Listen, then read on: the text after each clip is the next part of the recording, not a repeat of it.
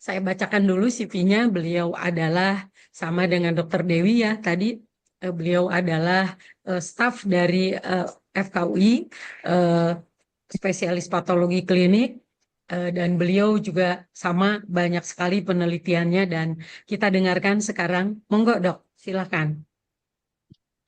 Eh, Terima kasih atas pengantarnya, Ibu Moderator, senior saya yang terhormat, Dr. Astuti.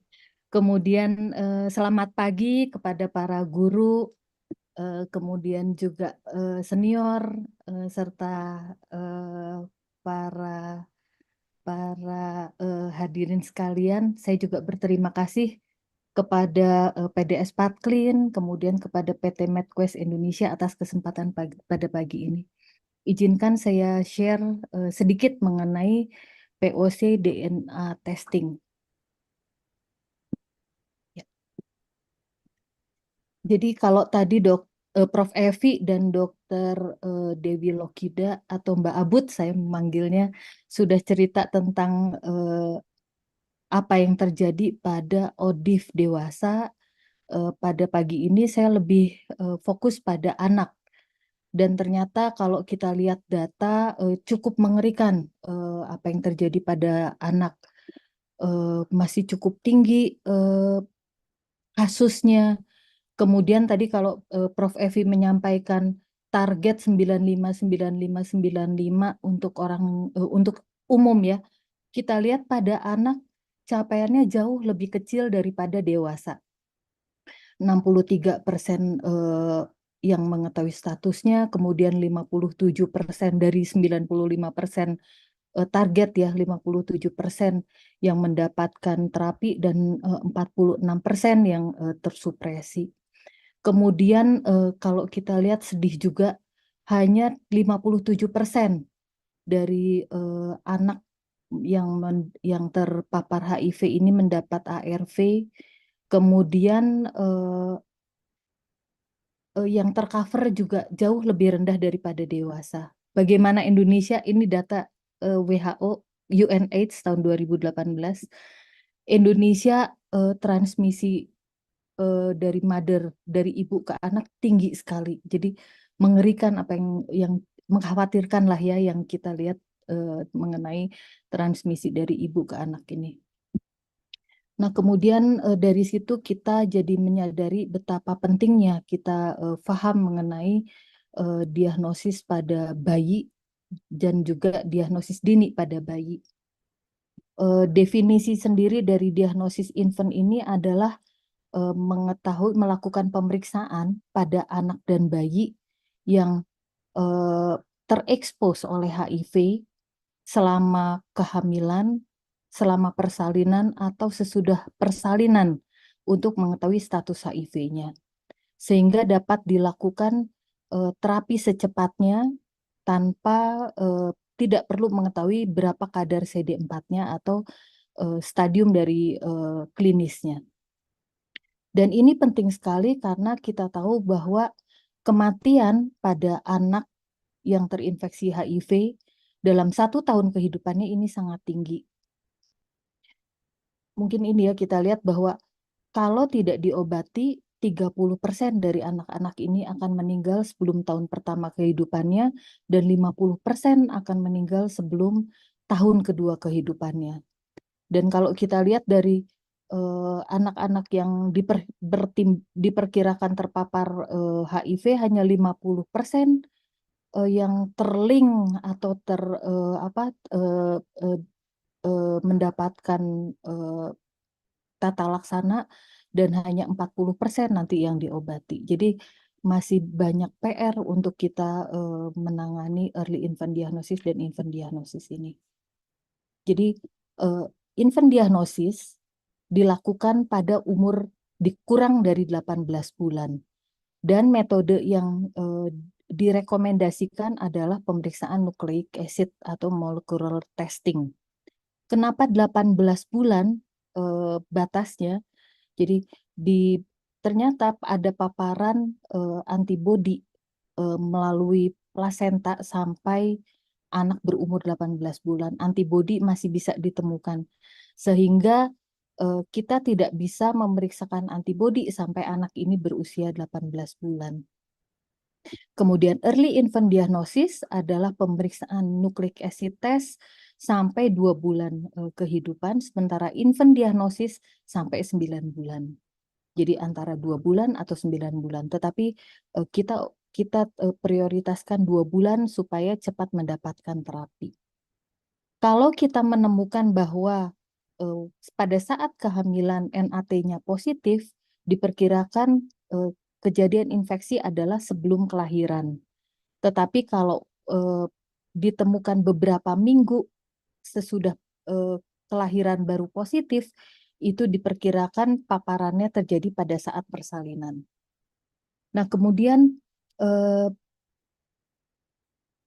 kalau ibu setelah mendapatkan ARV atau misalnya mendapatkan profilaksis pada saat persalinan, sangat mungkin terjadi false negatif.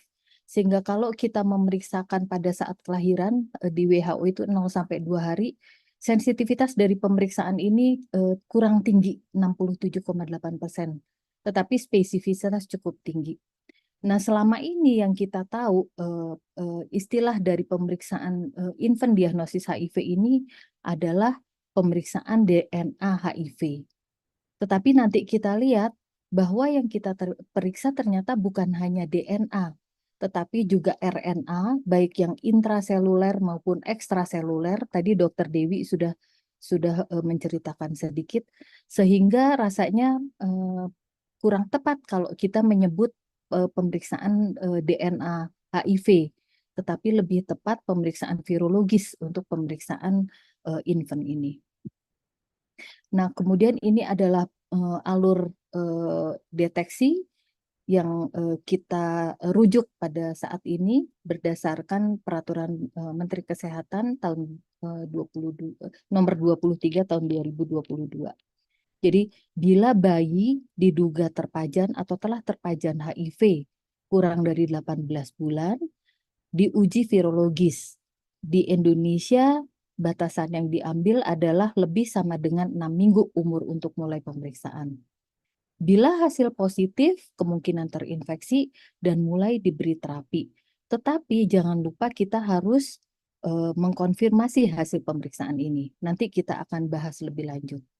Bila hasil negatif dan tidak mendapatkan ASI, kemungkinan besar tidak terinfeksi. Ulang lagi nanti pada umur 18 bulan. Nah, karena 18 bulan ini sudah lewat antibodi dari ibunya, anak tersebut bisa diperiksakan antibodi. Tetapi bila mendapatkan ASI, masih ada risiko penularan atau paparan dari ASI-nya. Harus diulangi uji virologis pada usia 9 bulan. Kalau negatif, uji antibodi pada usia 18 bulan. Kalau positif hasil uji virologis pada 9 bulan, ini mulai terapi ARV, kemudian juga konfirmasi ulang. Jadi tiap hasil positif kita harus konfirmasi ulang. Kenapa harus dikonfirmasi? Yang pertama, masih mungkin terjadi false positif. Berbagai reference menyebutkan bahkan sampai 30%, walaupun dengan alat yang sangat spesifik gitu ya, dengan spesifisitas sangat tinggi. Terutama di daerah dengan prevalensi penularan dari ibu ke anak yang cukup kecil, di bawah 2% pada minggu ke-6. Juga masih banyak terdapat false negatif.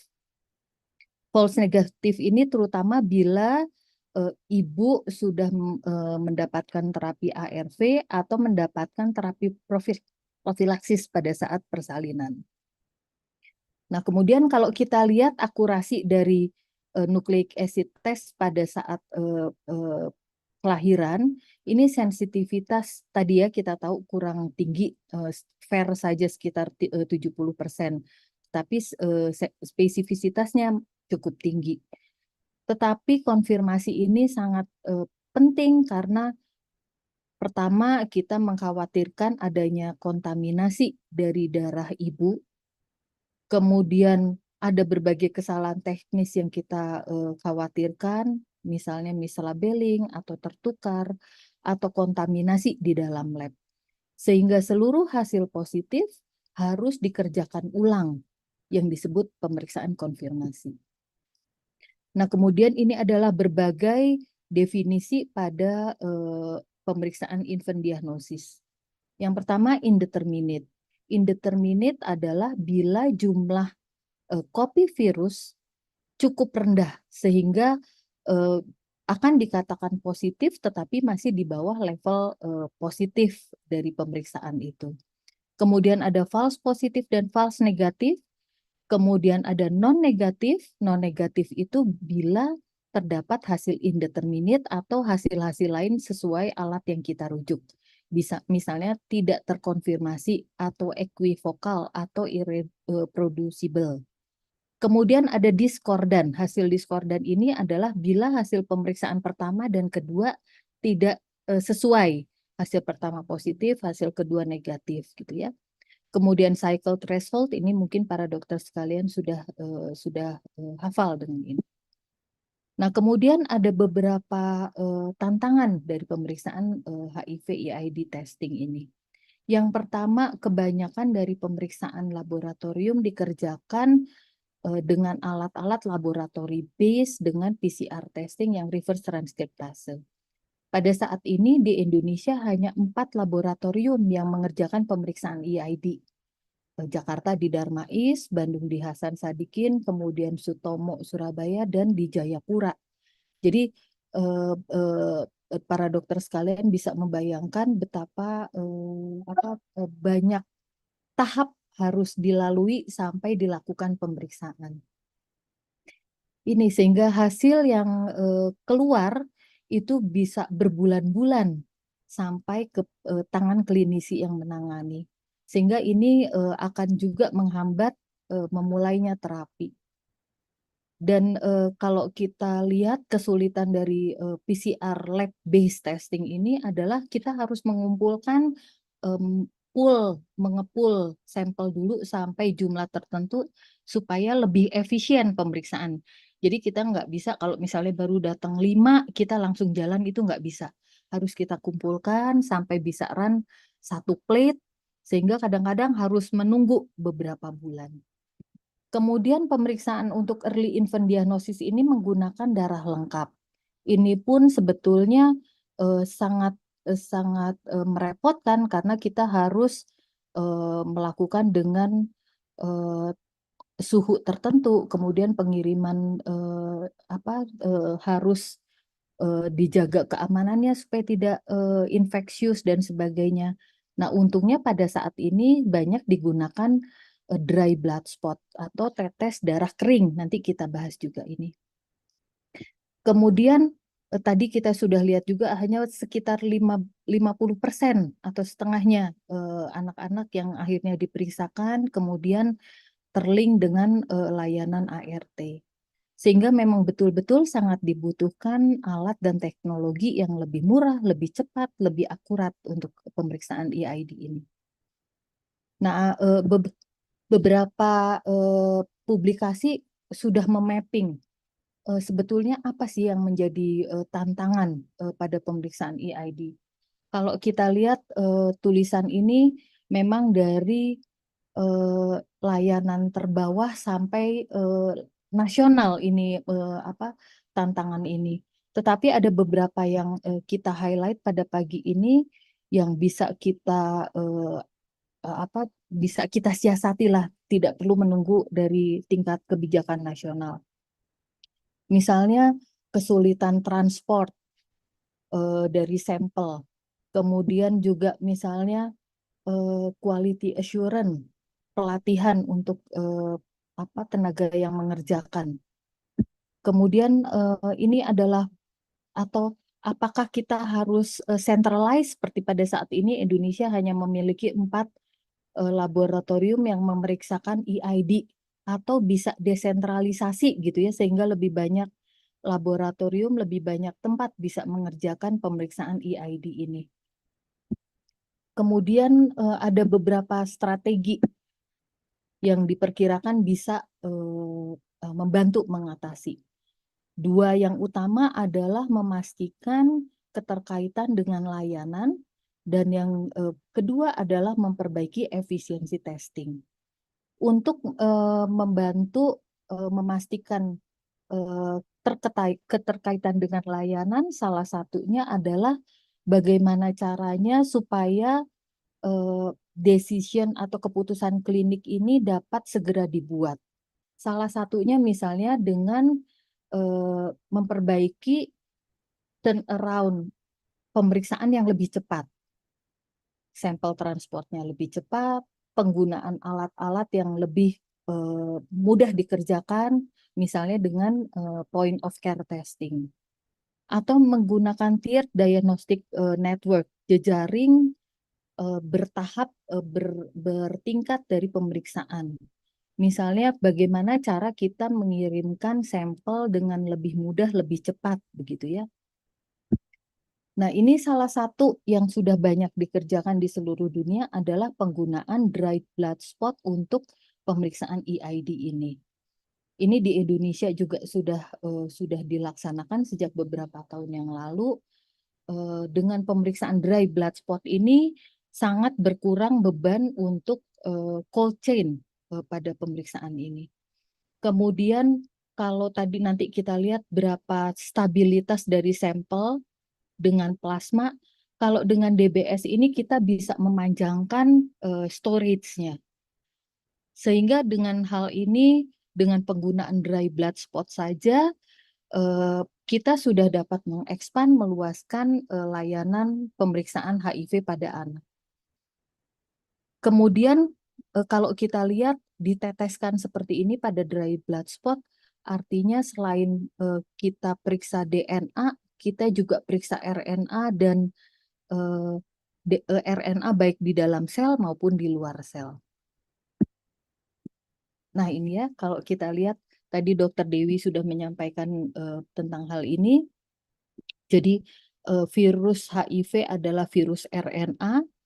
Ini kalau masih beredar di dalam darah, artinya nanti yang bisa kita deteksi adalah RNA yang bebas, gitu ya, RNA yang di luar sel. Kemudian nanti kalau ini sudah menginfeksi atau menginfeksi sel CD4, ini sudah kita bisa temukan RNA yang intrasel. Jadi kita sudah bisa ketemu dua, RNA ekstrasel dan RNA ekstrasel. Nanti kalau sudah di reverse oleh enzim reverse transkriptase, ini akan menjadi DNA. Jadi kita juga bisa deteksi DNA HIV. Kemudian nanti kalau sudah bergabung seperti ini dengan DNA host, kita bisa deteksi yang provirus atau DNA yang sudah bergabung dengan DNA orang yang terpapar. Nah, kemudian kalau kita lihat, jadi kalau kita periksa seluler porsi dari darah, kita bisa mendapatkan baik DNA maupun RNA yang intrasel. Nah, kemudian sampel tipenya, kalau kita menggunakan whole blood, artinya kita bisa mendapatkan baik DNA maupun RNA intra dan ekstraseluler. Kemudian kalau plasma, kita terutama hanya mendapatkan free virus di plasma, artinya terutama hanya RNA-nya. DNA-nya tidak akan bisa kita dapatkan kalau kita memeriksakan plasma. Kalau kita melihat seperti ini, kalau menggunakan dry blood spot untuk early infant diagnosis, kita tadi ya mendapatkan DNA HIV, RNA baik yang intra maupun ekstrasel, sehingga hal ini justru sebetulnya akan meningkatkan sensitivitas dari pemeriksaan. Nah, kemudian ini kalau kita lihat stability dari whole blood gitu ya, kalau kita akan memeriksakan RNA. Ini saya ambil dari guideline WHO tahun 2019. Ini kita lihat bervariasi sekali waktu dari darah diambil sampai pemisahan plasma. Ada yang 24 jam, ada 48 jam, tetapi ada beberapa alat yang pendek sekali waktu dari diambil darah sampai plasma harus dipisahkan. Sementara kalau kita menggunakan dry blood spot, ada satu kepustakaan menyatakan sesudah 9 bulan gitu ya, sesudah 9 bulan disimpan pada suhu laboratorium, ini kita masih bisa bisa memeriksa RNA atau DNA-nya. Tetapi kalau dari guidelines WHO adalah DBS ini harus dikirim dalam waktu 2 minggu sesudah pengambilan dan disimpan di suhu ruangan. Jadi tidak perlu menggunakan cold chain gitu ya. Tetapi bila lebih dari 2 minggu dan akan diperiksa lebih lama lagi, sebaiknya disimpan di -20 atau -70. Nah, kemudian kalau kita lihat tadi limit deteksi, Dr. Dewi Lokide juga tadi menyampaikan limit deteksi. Ini kita lihat berbagai alat yang sudah di prekualifikasi oleh WHO. Misalnya ada batas tadi ya, sehingga tadi Prof. Evi juga menyampaikan undetected level gitu ya. Itu sangat tergantung oleh metode yang digunakan. Kalau menggunakan plasma dengan alat Abbott 40. Kita lihat dengan Cepheid ini juga 40 dengan plasma. Tetapi kalau kita menggunakan dry blood spot, limit deteksinya itu jauh lebih tinggi memang. Karena pada saat ekstraksi dari kertas DBS itu ada sampel-sampel, ada RNA atau DNA yang bisa hilang begitu ya. Nah, kemudian kalau kita lihat yang punya gene expert yang kualitatif, itu kita lihat limit of deteksinya 900 ya, jadi masih di bawah 1000. Dan ternyata juga seringkali berbeda dari subtipe satu ke subtipe yang lain. Tadi Dokter Dewi sudah cerita tentang subtipe dari HIV. Nah, kemudian kalau kita lihat seperti ini, penting sekali kita tahu cara transporting spesimen supaya kita tahu bagaimana apakah butuh cold chain atau tidak, kemudian bagaimana safety, bagaimana menghandling dari spesimen ini, kemudian bagaimana sampai di tempat pemeriksaan dapat meningkatkan akses, dapat mengefisienkan cost, dan kemudian dapat meningkatkan cakupan dari pemeriksaan early infant diagnosis ini. Nah, kemudian kalau kita lihat DBS ini ternyata banyak sekali item yang digunakan. Ternyata untuk DBS ini kelihatannya mudah tapi juga agak kompleks begitu ya. Ada 14 item yang harus digunakan. Banyak item sebetulnya ada di sekitar kita, mudah mendapatkan. Misalnya sarung tangan atau alkohol, swab alkohol itu ada di mana-mana. Tapi ada juga beberapa item yang agak sulit mendapatkannya. Misalnya filter papernya atau kertas saringnya ini harus Wattmann 903. Ini kadang-kadang tidak di semua tempat mudah ditemukan. Sehingga kalau zaman dulu saya ingat awal-awal dari kita melaksanakan DBS ini, teman-teman di Kementerian Kesehatan itu mereka yang mengantongi satu item per satu item secara manual, mereka mengantongi sebelum dikirim ke layanan. Nah, pada saat seperti sekarang ini sudah ada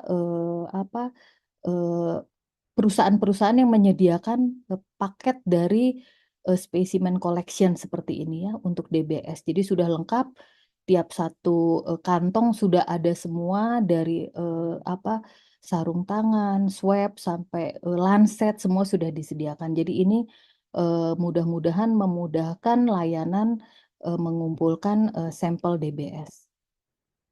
Nah, kemudian yang kedua tadi ya, salah satu strategi untuk meningkatkan layanan adalah menggunakan point of care testing untuk infant diagnosis ini. Ini adalah perbandingan kalau kita menggunakan laboratorium yang tersentralisasi dengan yang kita menggunakan POCT. Ada satu kepustakaan ya, mereka mengumpulkan banyak data dari berbagai negara, terutama di Afrika, bahwa ternyata kalau kita menggunakan laboratorium yang tersentral, kemudian kita mengirim sampel, itu waktu dari pengumpulan sampel sampai hasil keluar sekitar 44,5 hari. Jadi lebih dari 1 bulan. Rasanya di Indonesia juga seperti itu. Kemudian nanti ini baru sampai ke kliniknya. sampai ke dokter penanggung jawab lebih lama lagi, gitu ya. Jadi begitu panjang waktu yang dibutuhkan sampai eh, seorang anak mendapatkan terapi, gitu ya, sangat terlambat. Kemudian eh, umur anak rata-rata diperiksa adalah hari ke-74. Tadi kita lihat kalau di Permenkes saja umur 6 minggu sudah boleh dilakukan pemeriksaan, begitu ya. Kemudian inisiasi sampai 214 hari. Jadi kita kejar-kejaran. Tadi kurang lebih 30% anak kalau nggak diobati sampai 1 tahun, dia nggak sampai 1 tahun umur hidupnya, gitu ya. Jadi kalau sekian rasanya terlalu panjang seorang anak menunggu sampai harus dapat terapi. Banyak kendalanya. Yang pertama tadi sampel preparasi, TAT lama, kemudian laboratoriumnya juga harus mengumpulkan sampai memeriksa. Kemudian kalau PCR yang reverse transkriptase ini biasanya memang alat canggih, SDM-nya juga harus dipersiapkan dengan cukup lama. Kemudian ada ruangan laboratorium yang harus didedikasikan. Sementara kalau kita lihat rapid diagnostic test atau POC, gitu ya, saat ini sudah ada beberapa yang diprekualifikasi oleh WHO.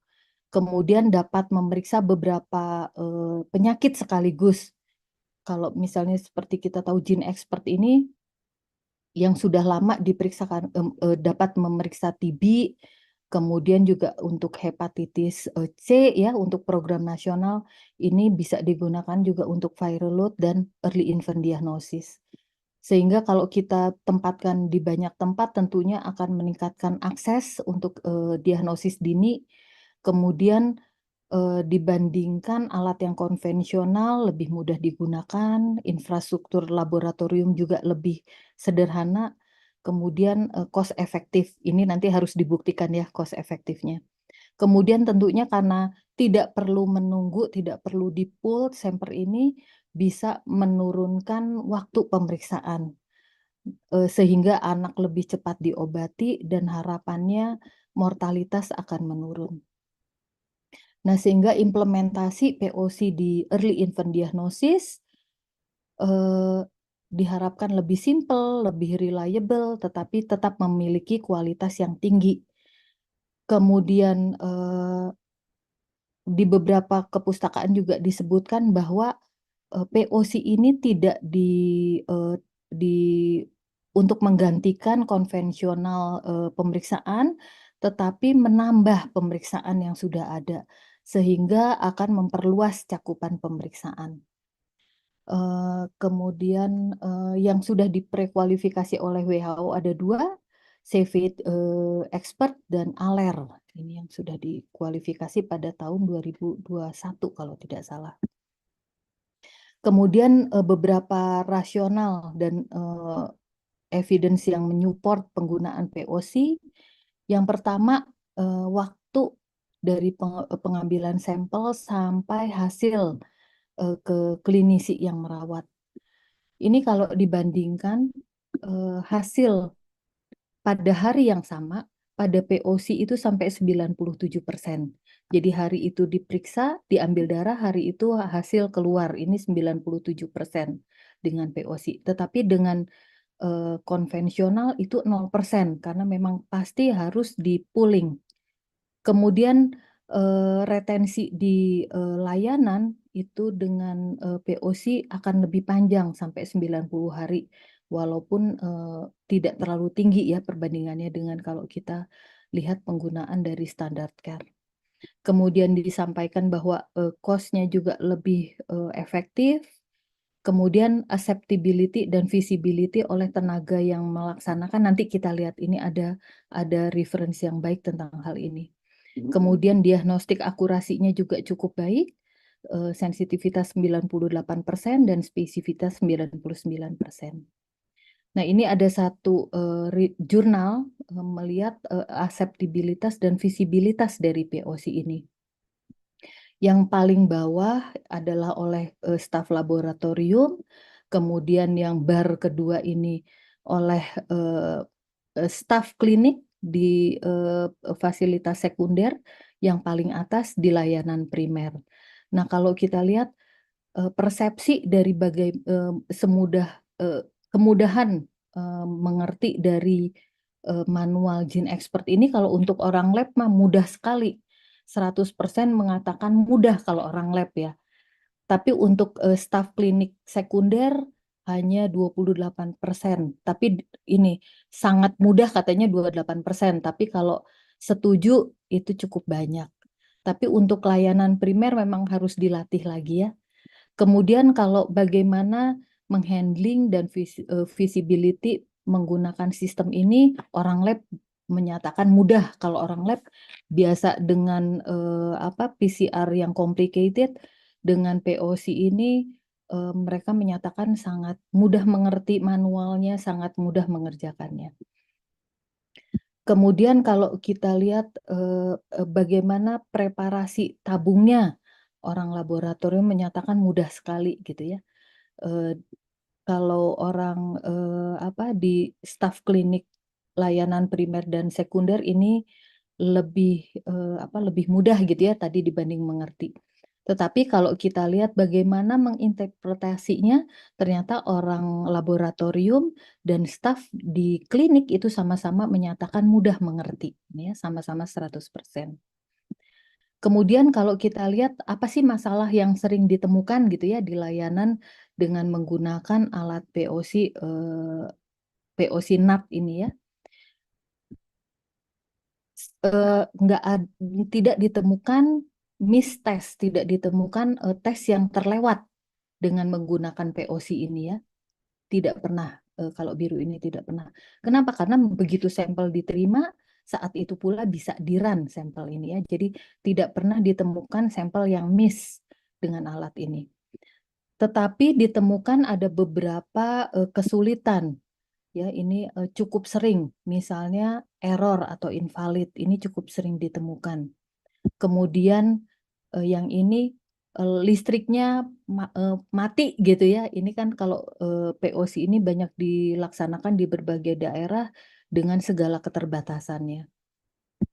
Kemudian tidak jelas gitu ya, hasil tidak jelas karena memang selain hasil yang detected atau undetected juga ada hasil misalnya error atau invalid result. Jadi ini adalah kesulitan-kesulitan yang ditemukan di berbagai layanan. Termasuk misalnya sampel terpaksa harus dirujuk karena hasilnya tidak jelas. Karena itu alat POC ini tidak bisa menggantikan alat konvensional karena kita tetap butuh eh, pemeriksaan rujukan untuk sampel-sampel atau hasil-hasil yang diragukan atau yang bermasalah. Kemudian kalau kita lihat akurasi diagnostik, WHO merekomendasikan bahwa pemeriksaan untuk virological test ini minimal memiliki sensitivitas 95%, spesifisitasnya 98%.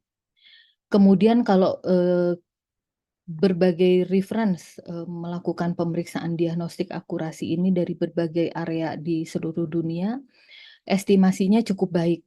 Sensitivitas antara 90 sampai 100%, kemudian spesifisitasnya juga 99 sampai 100%. Jadi rata-rata akurasi dari alat POC ini cukup baik. Kemudian ini yang dikeluarkan oleh WHO. Ini ada 2 tadi alat yang sudah diprekualifikasi untuk pemeriksaan EID, ALER dan Cepheid. Kita lihat bahwa rata-rata sensitivitas sudah tinggi ya, demikian juga dengan spesifisitasnya. Nah, khususnya dengan dry blood spot. Kalau kita lihat dengan dry blood spot, spesifisitasnya bagus sekali 100%, sensitivitasnya antara 96% sampai 100%. Ini reference lain, meta-analisis mengenai sensitivitas dan spesifisitas dari alat POC nucleic acid test.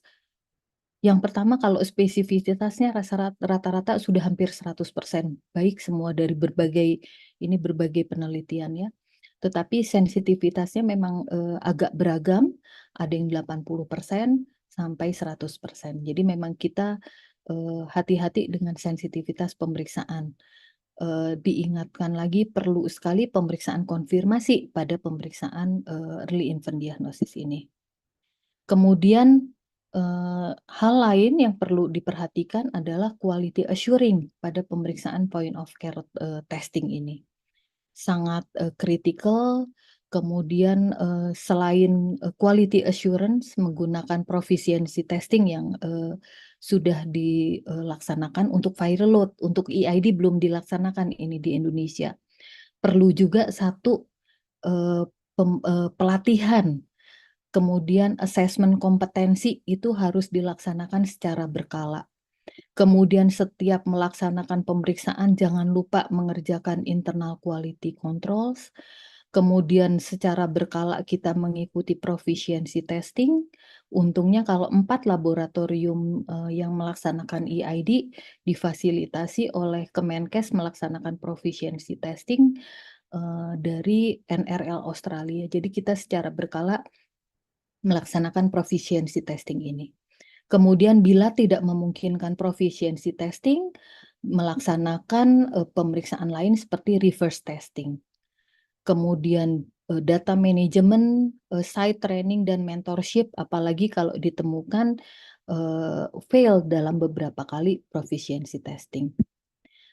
Sebagai kesimpulan, yang pertama kita melihat bahwa sangat kritikal begitu strategisnya penempatan point of care testing ini pada pemeriksaan infant diagnosis, terutama untuk meningkatkan cakupan, tidak menggantikan yang laboratory based testing, tetapi meningkatkan cakupan layanan.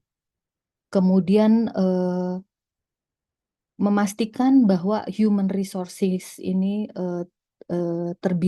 terlatih dengan baik, dengan pelatihan, kemudian di lain pihak juga maintenance, quality assurance, service harus tetap dimaksimalkan.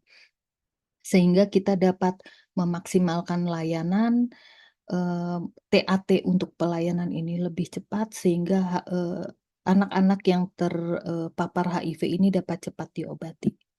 Demikian Dokter Astuti, terima kasih atas kesempatannya. Saya stop sharing. Terima kasih.